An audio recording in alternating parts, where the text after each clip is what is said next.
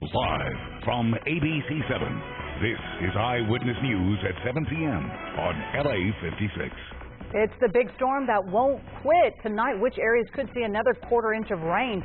We'll show you where flash flood watches are still up. Protesters calling for change in the wake of another controversial grand jury decision. An NYPD officer is cleared in the chokehold death of an unarmed man. The public deserves to know if Mr. Cosby is a saint or a sexual predator. Tears and fears, the latest Cosby accusers' emotional pleas. Good evening, I'm Colleen Sullivan. Now, David Ona, welcome to Eyewitness News and LA56, LA's only live local newscast at 7 p.m. And we have Storm Track team coverage for you, including Amy Powell. She's live at a rain-soaked Glendora. But first, Danny Romero. He's tracking this lingering storm. Danny? All right, thanks very much, David. Yeah, we can see at the moment it's still fairly widespread but scattered showers over Southern California. Our live Mega Doppler 7000 HD gives you a chance to really get in close to see where the rain is coming down. We're watching this area especially. We saw some occasional stronger cell earlier in the afternoon and evening hours.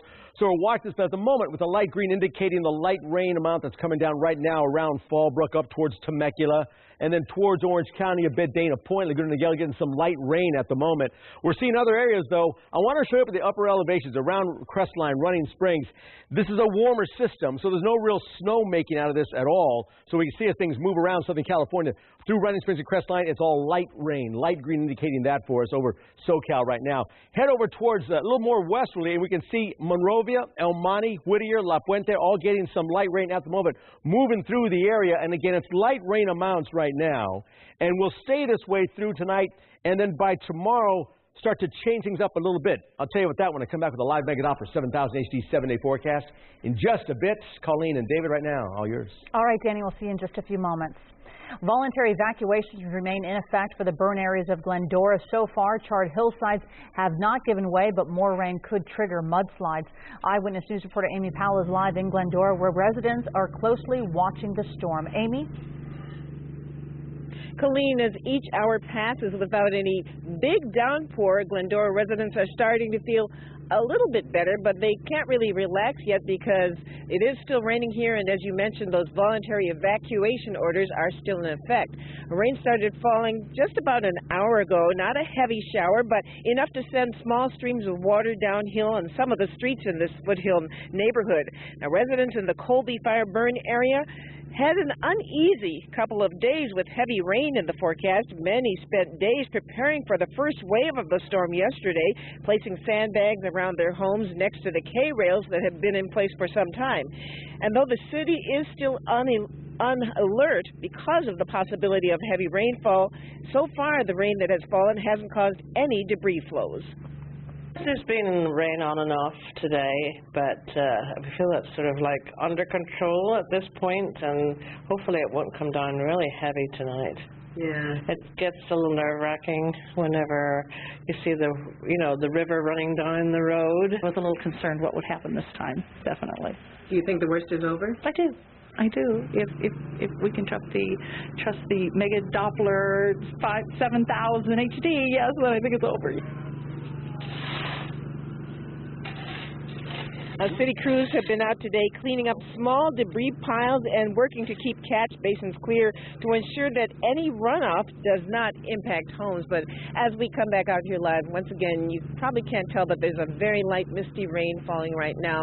But again, there is that possibility of heavier showers, heavy downpours, because there is still rain in the area. So again, everybody is staying alert and hoping that things remain relatively calm. Reporting live in Glendora, Amy Powell, ABC7 Eyewitness News. Amy, thank you. Air 7 HD flying through the rain earlier this evening spotted some evening commuters braving slick freeways in the San Gabriel Valley. And in Eagle Rock, rain couldn't stop these soccer players at Occidental College braving the elements for the love of the game. Good news this afternoon for people in the Silverado Canyon area of Orange County. Fire officials have lifted a voluntary evacuation order. 40 homes were affected. 1,000 acres above the canyon burned last September.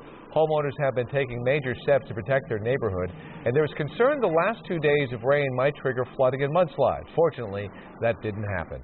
And in the Inland Empire, heavy downpours late this afternoon created a messy scene in Norco. Mud flow came up to the front doors of this home on Crestview Drive. Mud and debris took out fences in other areas. While crews work to clear out the area, more trouble could be on the way as another set of showers is expected in the area tonight. And the wet streets and fall leaves make for some pretty pictures of the rainy weather. Take a look. We want to thank Ashley in Alhambra for joining our Circle of Eyewitnesses. Beautiful shot there. And Pitt Raleigh posted this picture on Instagram of the 1 1/4 inches of rain they got in Dana Point. Keep using the hashtag ABC7 Eyewitness and join our Circle of Eyewitnesses.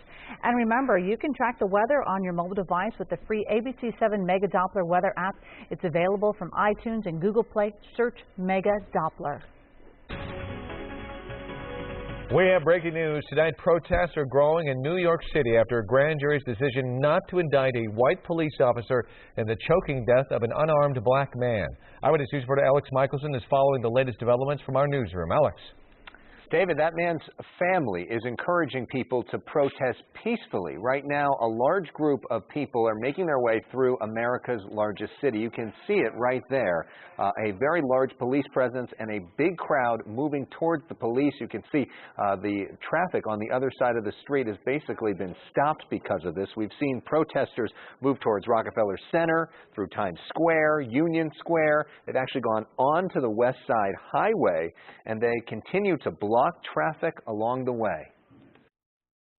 No justice, no peace. No racist, no peace. No justice, no peace. Protesters march through the streets of New York City after a grand jury decides not to indict a New York City police officer in the death of Eric Garner after an incident which was caught on camera. I don't know what video they were looking at. Evidently, it wasn't the same one that the rest of the world was looking at. In that video, you can see the 43-year-old Garner confronted by two plainclothed officers who accuse him of illegally peddling loose cigarettes. When the officers move in to arrest him, one puts his forearms around Garner's neck, an apparent chokehold, as Garner cries out. The father of 6 died at a local hospital. The medical examiner ruled his death a homicide. Today, the officer at the center of this case, Daniel Pantaleo, released a statement. Quote, "It is never my intention to harm anyone, and I feel very bad about the death of Mr. Garner." Tonight, Garner's wife was asked if she accepts the officer's condolences. Hell no. The time for remorse would have been when my husband was yelling to breathe. There's also strong reaction on the streets of New York. Where's the justice? On Capitol Hill. What more does America need to see to understand that we've got a problem in this country? And at the White House. This is an issue that we've been dealing with for too long, and it's time for us to make more progress than we've made. The Justice Department is now launching a civil rights investigation, something Garner's family is grateful for. This fight ain't over. It's just begun. I'm determined to get justice for my husband. Officer Pantaleo is currently suspended by the New York Police Department. Of course, this decision comes just days after a grand jury in Ferguson, Missouri decided not to indict an officer there. The big difference here, this case was all caught on camera, but that evidence was not enough to convince this grand jury. Reporting live from the newsroom, Alex Michelson, ABC7 Eyewitness News. All right, Alex, thank you for that. And the LAPD hopes someone out there can help them track down a hit-and-run driver who struck a child in Lincoln Heights. This is surveillance video of the scene. You can see two boys aged 10 and 11 waiting for traffic to clear before crossing busy North Main Street at Sitchell. This was around 5:30 yesterday evening. Now, we're not going to show you the moment of impact, but you can see one car stops for the boys before another plows through the crosswalk, hitting the 10-year-old. He is now in the hospital in critical condition. This driver knew he struck the kid, or one of the kids, and he decided to keep going. If he had just left, or if he had just stayed there, this would have just been an accident, you know. But once you leave, you know, it becomes a crime. Police say they're not sure whether the driver was a man or a woman. They're looking for a dark-colored sedan that may have damage to the hood and the front windshield. A confrontation inside a courtroom. It came between two defendants accused in a tragic case that left the Palmdale boy dead. Pearl Fernandez and Asaro Aguirre said nothing as they walked into court this morning, but that all changed at the end of the proceeding. Fernandez shouted at Aguirre, referencing the death of their 8-year-old son, Gabriel Fernandez. What are you going to do? Good woman, huh? Mr. Fernandez. So you didn't go and kill my baby. The case was continued until February 11th. It's possible that by that time, prosecutors and defense attorneys could reach some kind of a plea deal. The two are charged with capital murder and could face the death penalty if convicted. A full report at 7:30. 3 women came forward today to detail alleged sexual assault at the hands of comedian Bill Cosby. The women speaking out at a press conference in LA today. With her attorney, Gloria Allred, and 2 other alleged victims of Bill Cosby, Beth Ferrier says Cosby drugged her with a cup of cappuccino in the 80s. The next thing I knew, hours had passed. I woke up in the back of my car alone. My clothes were a mess. My bra was undone. Her story similar to other women accusing this 77-year-old comic legend. 13 to 16 hours later, I woke up to him clapping his hands saying, "Daddy says wake up." Shalon says in 1986 she was 17, an aspiring model working at the Las Vegas Hilton when Cosby asked her to meet him and a modeling agent in his hotel suite. She did with her grandmother. She was sick and claims Cosby gave her a pill saying it was an antihistamine. She also had 3 shots of amaretto and needed to lay down. Cosby joined her. Next to me on the bed, I began pinching my left nipple, thumping on my leg while he was grunting. I could not open my eyes. When she woke up, Shalon says Cosby gave her $1,500 to buy something nice. Helen Hayes says at an event in Pebble Beach in 1973, Cosby followed her around day and night. She and her friends tried to lose him, but he found them. From behind, I reached over my shoulder and grabbed my right breast. I was stunned and angry because he had no right to do that. Gloria Allred is asking Cosby to waive the statute of limitations for his accusers, saying it will give him a chance to defend himself in a court of law. So far, no comment from Cosby's attorney. Wild video next here at 7 o'clock. A woman loses control of her car and flies into a canal. We'll show you how she got out just in the nick of time. Plus this.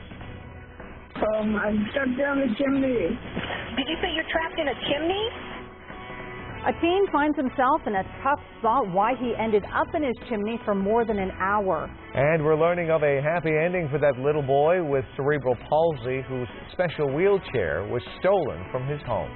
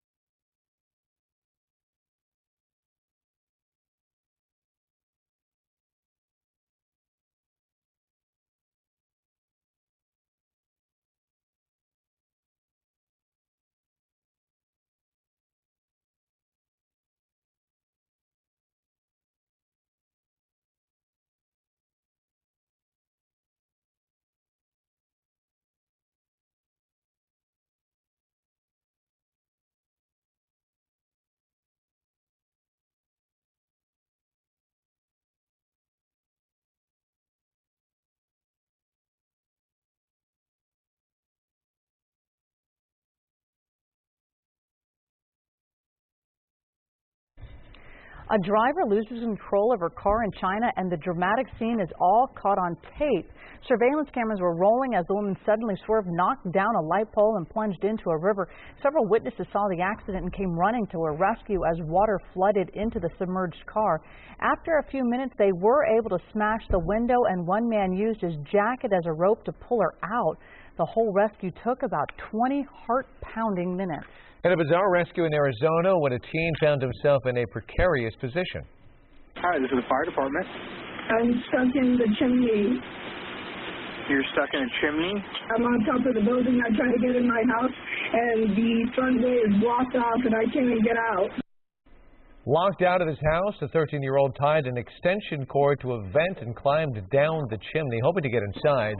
Things didn't go as planned, though.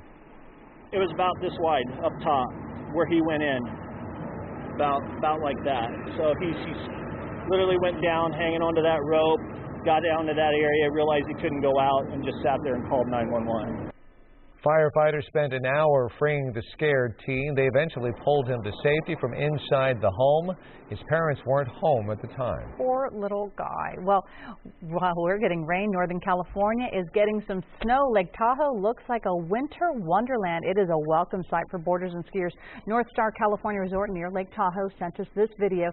Nearly 8 inches of snow fell there yesterday.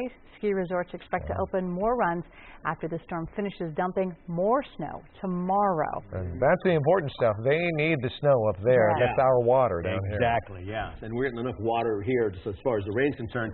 And we're not done yet. There's still more rain coming our way through tonight, tomorrow, and yeah, the week's not quite done yet with some rain. Let's go outside. Take a look at the live Mega Opera 7000 HD and the scattered rain happening right now. You can see it over the Southland. Some areas are dry at the moment, and I stress that at the moment. Things are still moving through the area. We're showing you the light rain that's coming down from Fallbrook northward out to Laguna Niguel. We can see there a little dry spot right on the coast, but that changes very quickly. The little system moves in and gives us more rain. Scattered through Crestline, San Bernardino, Redlands, up through the 10 to Running Springs. For us, not a big snowmaker. The warmer weather, the warmer water source gives us just rain, light rain at the upper elevations. You got to get to like 8, 9, 10,000 feet to see any real snow coming down from this system coming through the area, being tropical in nature.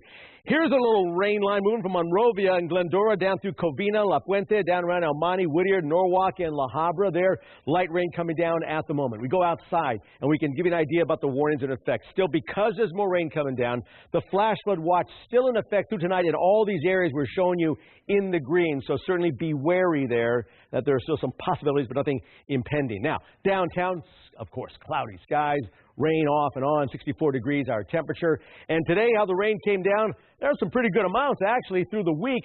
LAX just 1.24, almost 1.5 in Hawthorne, almost up to 2 inches in Woodland Hills, over 2 inches for Yorba Linda. And look at this, Yucaipa Ridge, where we had that flash flood warning go on, almost 9 inches of rain through the system for us today. And here's the big moisture source I'm talking about right there. That's the tropical moisture coming in, feeding this system, driven by this low to our north. As it moves in and pushes all that rain towards us, we're going to still see more of that continuing through tonight and into tomorrow. And as it does that, we'll see that moisture feed us in and keep the rain coming for another day or two still. Here's our numbers for tomorrow. Again, a cloudier, coolish kind of day, so we're seeing 60s about everywhere you look. We go to our 7-day powered by AccuWeather, and we can show you every area. LA Metro, Orange County, still some chance of rain early tomorrow, another shot on Friday, and then finally partly cloudy into the weekend, and by next Wednesday, up to 77 degrees. For the valleys, Inland Empire, rain chances through tomorrow and into Friday, a cloudy but coolish kind of weekend, and then nice as you start Monday, Tuesday, and Wednesday, back up to the mid-70s for the valleys, Inland Empire areas. Beaches will be cloudy and chances of rain off and on through Thursday and Friday. A little more sunshine Saturday and Sunday, and lots more by Monday and Tuesday. 74, a great beach day by next Wednesday. By the mountains will be, again, chance of showers again tomorrow. A little mixture of rain and snow by Friday. And then partly cloudy skies, 50s and 58. A nice afternoon high Wednesday for the mountain spots. High desert areas. Chance of showers early tomorrow. They're pretty much done with the rain by Friday, Saturday, and the weekend comes. Go up to mid to upper 60s. So still, hang on. Keep those umbrellas around, David and Colleen. We'll still need them for a couple of days. All right. Will do, Danny. Thank you. A case before the U.S. Supreme Court today that could affect millions of pregnant women who want to continue working. The court is now deciding how much employers must do to accommodate pregnant women under 36-year-old federal law aimed at combating discrimination against pregnant women. In 2006, UPS refused to give driver Peggy Young temporary light-duty work ordered by her doctor after she got pregnant. UPS placed her on unpaid leave, and she says she lost her health benefits and pension. We want to start our families. We should be able to start our families and continue work at the same time. Justices heard from both sides, and a ruling is expected at the latest by the end of June. UPS has since announced new policies to start next month that will allow light work during pregnancy. A bright light is coming from a dark experience. Last night we told you about a 9-year-old with cerebral palsy whose custom-fit wheelchair was brazenly stolen. Tonight, new hope for Arthur. A California company is coming forward to replace the wheelchair, and Eyewitness News reporter Leanne Suter has the story. A special serenade and smile from a special little boy who fell victim to a cold-hearted thief.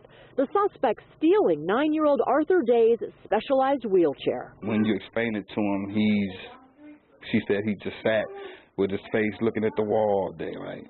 I'm like, oh man, that was hurtful. Arthur has cerebral palsy as well as a list of other medical problems. The chair, which was custom fit to his tiny body, gave him freedom to move and relief from his constant pain. When he sits in the chair, it's designed for his back, for his hips, his ankles, everything from head to toe is perfectly designed for him. Yesterday, someone stole the wheelchair from the lobby of the family's South LA apartment complex where they had kept it overnight for the last 3 years.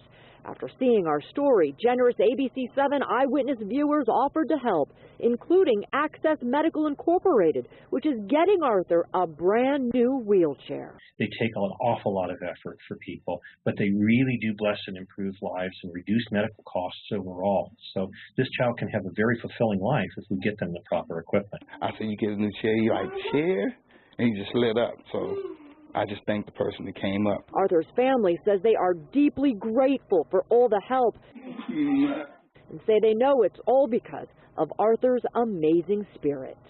Not only is he a blessing to us, but he's a blessing to others because others want to reach out and do something for someone else for the holiday season. So, just want to thank people. Arthur's father says normally it would take them 3 to 4 months and thousands of dollars to get the 9-year-old a new wheelchair.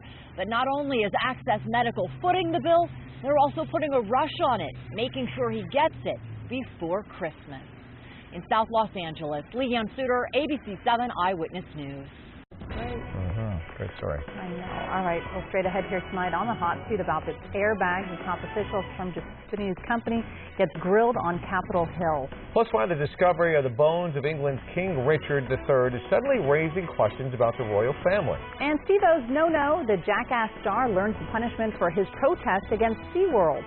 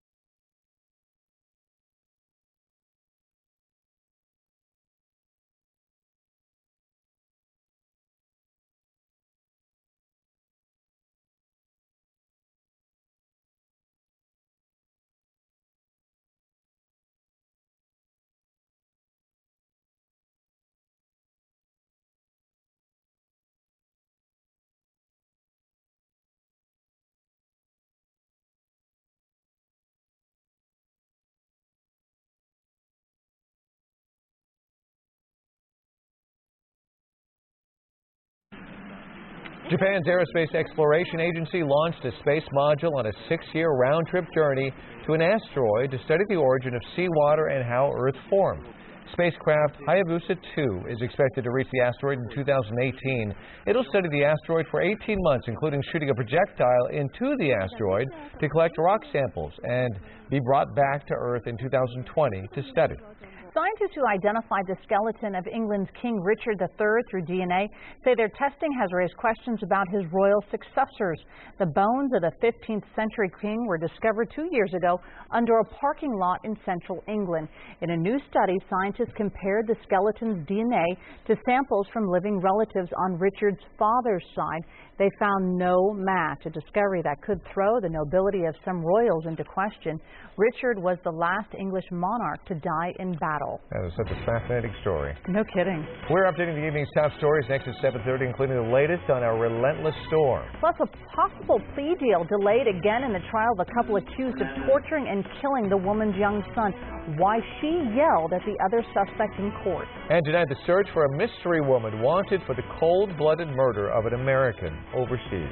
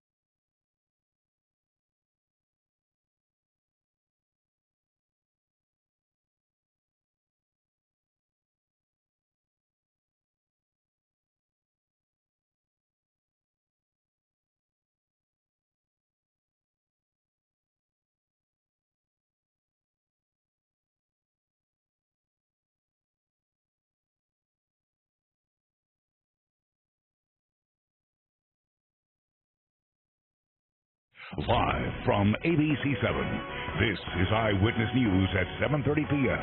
on LA56. Our top story at 7:30, Glendora residents are still under a voluntary evacuation due to mudslide dangers. Good evening, I'm David Ono. And I'm Colleen Sullivan. This is Eyewitness News on LA56, LA's only live local newscast at 7 p.m. So far, nearby charred hillsides have not given way.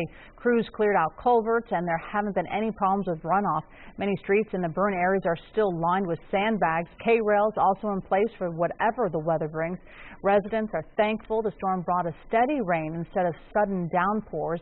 Danny Ramirez here to let us know how long this rain is going to last. Danny? All right, thanks, Colleen. And David, yeah, still through the nighttime, certainly we have still some scattered showers over the area. And again, the light green indicates it's light rain. And it's been that, as mentioned before, a steady rain coming down. The light green showing you that through parts of just south of Orange County from Laguna Niguel, Dana Point, southward. We're seeing the mountain areas, not about a lot of snow happening there at all. San Bernardino, Muscoy up to Crestline and Running Springs. It's all light rain falling at the moment. Again, it's just a steady quarter-inch, half-an-inch of rain rates that are coming down per hour right now.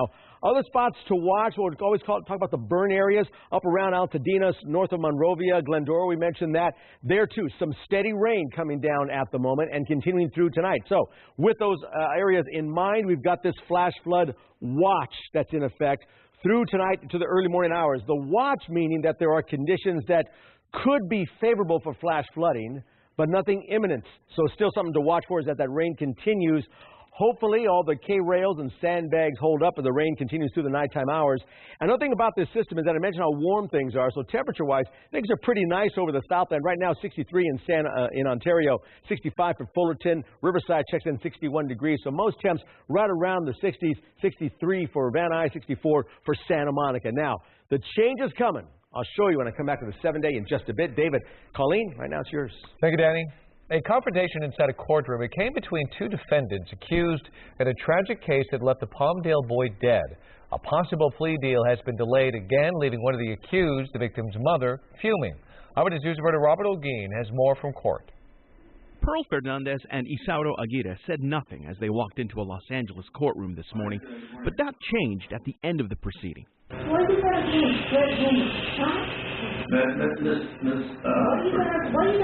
Mr. Fernandez. So you didn't go and kill my baby. Fernandez shouted at Aguirre, referencing the death of her son Gabriel. Let's have Mr. Aguirre removed, if you would, please. The two are charged with capital murder, accused of torturing and beating 8-year-old Gabriel Fernandez to death. If convicted, the two could face the death penalty. The hearing today in Judge George Lamelli's courtroom centered on whether or not a plea agreement was in the works. There's no proposed resolution today. The tragic case came to light in May of last year when Fernandez called 911 saying her son was not breathing. Doctors later found evidence that Gabriel had a cracked skull, broken ribs, and had been shot with a BB gun. They're playing their game. They're stringing everybody along. Emily Carranza is Gabriel's cousin. She attended today's hearing. This should be, honestly, an open and shut case. All the evidence is there. In the courthouse, several people gathered to show support for Gabriel. Some created Christmas ornaments adorned with the boy's photo. No matter what, there's no excuse. Animals don't get treated this way. They shouldn't be treated this way. Neither should a child. Aguirre's public defenders want more time to prepare for the case. When asked if she agreed to a continuance, Fernandez did not reply. I hear no response. And even though Pearl Fernandez did not respond to the judge's questions, ultimately the case was continued until February 11th. By then, it's possible that both prosecutors and defense attorneys will have worked out some kind of plea agreements. Reporting from downtown LA, Robert Olguin, ABC7 Eyewitness News. The search is on in Abu Dhabi in the United Arab Emirates for the suspect who stabbed an American woman to death with a butcher knife in a bathroom in a high-end mall. Surveillance video from Monday shows the suspect wearing the full black veil and clothing commonly worn by local women throughout the Arab Gulf region. Officials say the suspect also wore black gloves. Authorities have not released the victim's name, who was a kindergarten teacher. Her 11-year-old twins are with police until their father, the victim's ex-husband, arrives from abroad. You may have heard of shopping confrontations on Black Friday, but how about a decorated Army vet calling out a suspected imposter in uniform? Where's your combat patch at? I gave it to a little kid again. All right, why's your flag so low on your shoulder? It should be up here. Got me on that one, bud. This video from a mall in Philadelphia has gone viral with more than 2.5 million views since Friday. The man in uniform is Sean Yetman, who claims to be an Army Ranger, but former infantryman and Purple Heart recipient Ryan Burke suspected Yetman was a phony, taking advantage of veteran discounts, and began interrogating. Where'd you go to basic training? Fort Jackson. Fort Jackson? You know, the infantry only goes to Fort Benning, right? Upon a closer look, I noticed a couple things were off with his uniform. It's frustrating because you serve with, good men who have either lost their lives or been seriously wounded, who earn that uniform. One Pennsylvania congressman is pushing for Yetman to face federal charges of stolen valor. Yetman's family claims they've received harassing phone calls and even death threats. A rare one-on-one meeting today in the Oval Office between President Obama and the soon-to-be Senate Majority Leader Mitch McConnell. Neither of them spoke afterwards, though a McConnell spokesman said it was, quote, a good meeting. Beforehand, the president spoke to a group of some of the country's top business executives.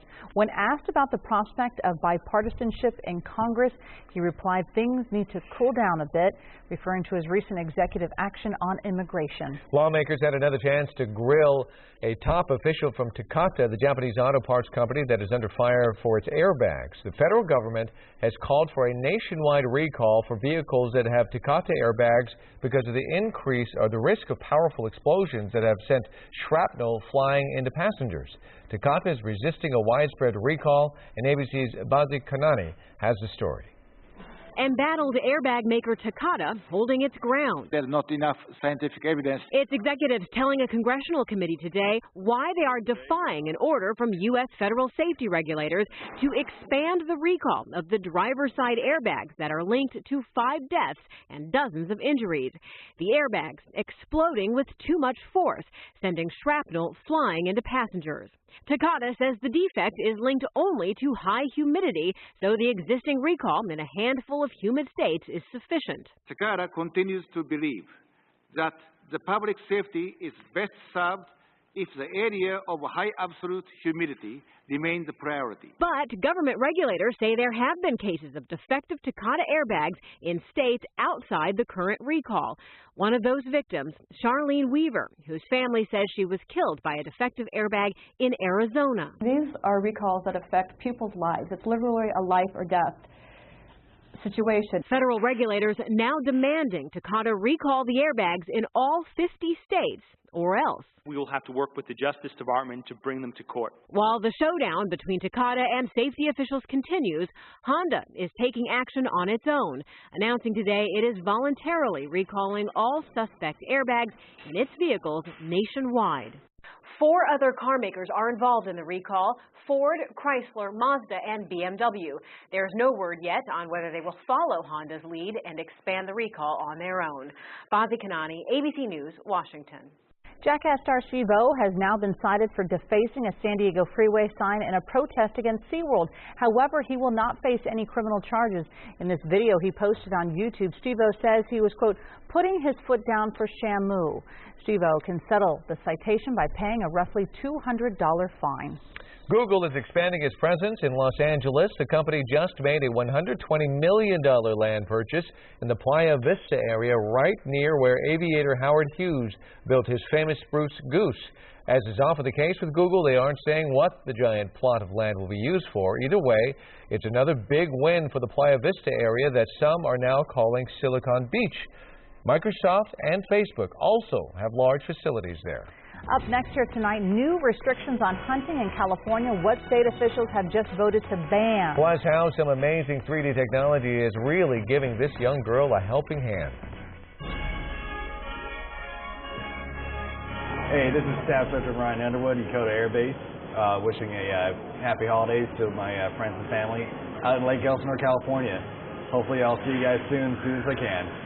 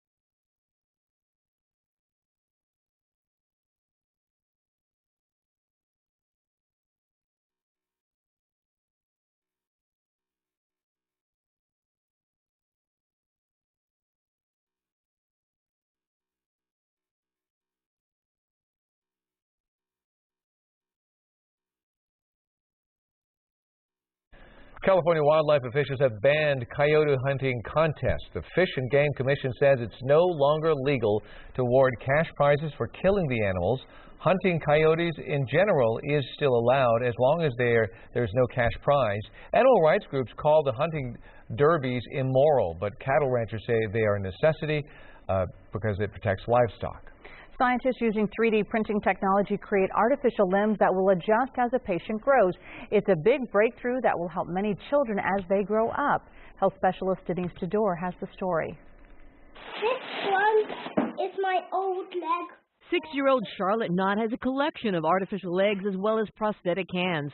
She lost her limbs to bacterial meningitis. Despite this, her dexterity and drawing skills are impressive.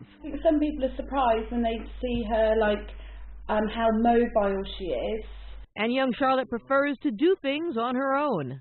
She's so independent and so able. She does need help with things. I do not. But as she grows, she'll need a variety of different-sized artificial hands, which can get pricey. An adult bionic hand was $40,000 for one hand. That's nearly $63,000 in U.S. currency. So new 3D scanning and printing technology being used by the UK-based company Open Bionics can create custom-built robotic hands, which would be of great benefit to patients like Charlotte. At the moment, children are a bit underserved by the prosthetics industry in the realms of robotic hands. So this project can really help them because as a child grows, they need to have a new prosthetic every year or so, ideally. And that's where the cost component really, really helps out. This could be a solution, and at a target price of $1,800, it's attainable for families with an average income. First, a 3D scan is made using a tablet computer, and then a 3D printer constructs it, piece by piece. In what's claimed to be a world's first, the two techniques have been combined to custom build these hands. If I flex my muscles, the hand in response will open and close all of the fingers.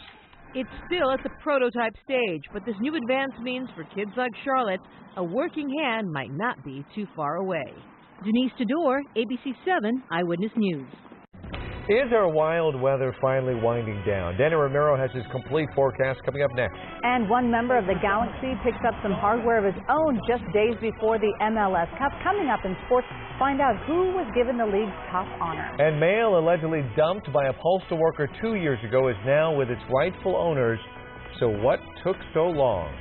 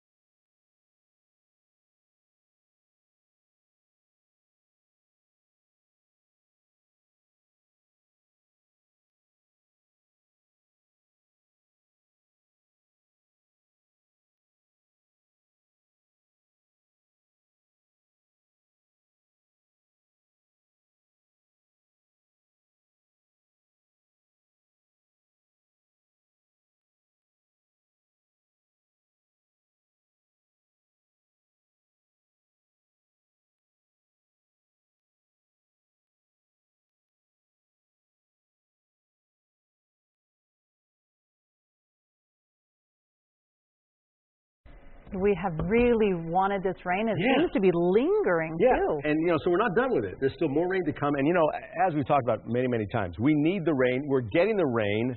And we're not quite done. Let's go outside and take a look at the live Mega Opera 7000 HD. We can see there is still some rain showing up here on the screen. But I'm going to show you in a second the chances of more rain coming in. On the live Mega Opera 7000 HD, rain is scattered through the area. Let's check out some of those spots that are, again, indicating light rain coming down. Quarter-inch, half-inch per hour rain rates. So from Hesperia down to Crestline, Running Springs, Big Bear, you'll notice it's just rain, no snow. Again, it's a warmer moisture source, so things will stay rain as opposed to snow until the really high elevations, 9,000, 10,000 feet.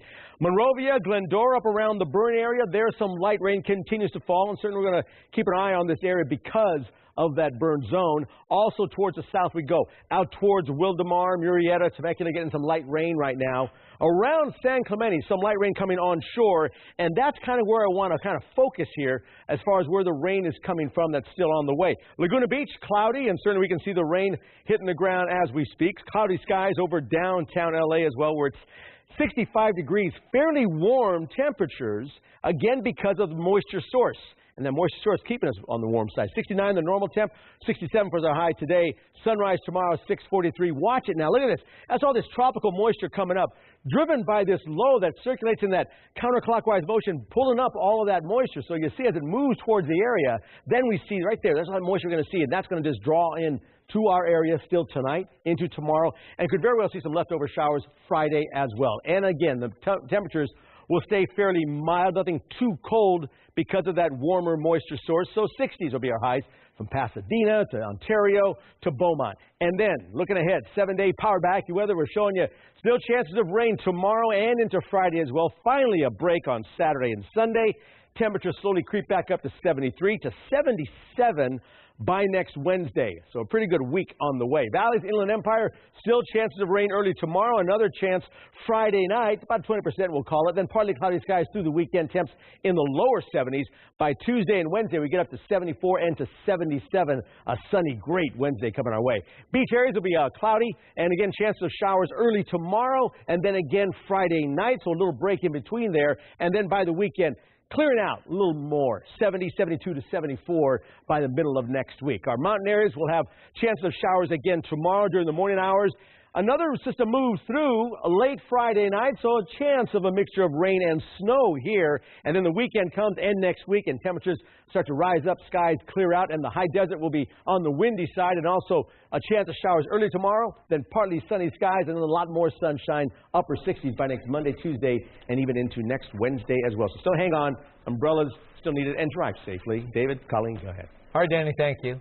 Clippers are back at it tonight, looking for a 6th straight win when Orlando comes to Staples Center. If the Red Hot Clips can get their 8th win in just 9 games, they will move within 2.5 games to the top spot in the Western Conference. Full highlights at Eyewitness News at 11 p.m. on ABC7. Kobe and the Lakers on our nation's capital going for a 3rd straight win, just a night after scoring just 12. KB looking like the young Mamba with a variety of setbacks and crossovers en route to 29 points, 20 in the first half. But Washington closed the first half with a 7-0 run, highlighted by the Bradley Beal throwdown off the missed shot. Lakers down 2 at the half. As the Wizards lead ballooned to double figures, Nick Young tried to bring LA back with back-to-back threes. He finished with 21 off the bench. Washington was too good, though, and John Wall finished with 3 and the foul. Lakers lose it 111 to 95. Galaxy may be playing for the MLS Cup this Sunday, but forward Robbie Keane was recognized as the league MVP today. The Irish import led Major League Soccer with 19 goals this year and becomes the 3rd Galaxy player to ever win the MVP, joining Landon Donovan in 2009 and Carlos Ruiz in 2002. But Keane is only concentrating on one thing right now, another championship. The philosophy is to play well, and I mean, you can have fun, okay, but it's about performing and about winning. That's the most important thing. We've done that on numerous occasions this year, and as I said before, we've certainly entertained the crowd in the way that we play and the way that we like to score goals, and hopefully we can continue that on Sunday. We'll just cap off a fantastic year for everybody. The Galaxy take on the New England Revolution for the MLS Cup this Sunday. Calling the Postal Service snail mail may be an understatement in one Orange County neighborhood. Residents have come forward to Eyewitness News telling us they have just received mail that was sent back in 2012. Orange County reporter Greg Lee has the story. When Doug Beard checked his mail yesterday, the Garden Grove resident found a stack of envelopes that took him by surprise. 5 or 6 checks totaling over $1,500 that I should have received in 2012 and 2013. There are also gas, electric, and car insurance bills. Even his son's report card, all postmarked from the last 2 years. A letter from the Postal Service explains mail had been found in a dumpster and at the home of a mail carrier. The USPS says that person's been fired and now faces federal prosecution. Beard wishes he knew that sooner. I think the Postal Service should have stepped up to the plate and at least advised, if possible. He owns a pool cleaning service, and one of the checks in the stack was from a client. When the payment never came, he suspended service. 2 months later, I was terminated from that account, which is probably about a $10,000 a year, maybe $15,000 a year annual income. The Office of the Inspector General is handling the investigation. A spokesman sent us this statement. Our office has been working with federal prosecutors to release the mail and ensure the investigation was not compromised in doing so. It's still an ongoing investigation. Beard's parents, who live on the same street, also received a stack of old mail and the same letter. Reporting in Garden Grove, Greg Lee, ABC7, Eyewitness News. More news straight ahead here at 7:30 and ahead tonight on Eyewitness News at 11 on ABC7. You are looking at a live picture as protesters continue to march.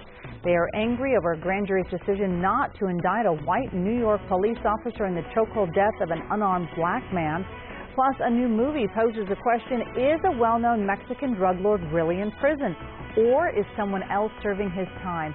These stories and all the late-breaking news on Southern California's #1 late newscast, Eyewitness News at 11 on ABC7.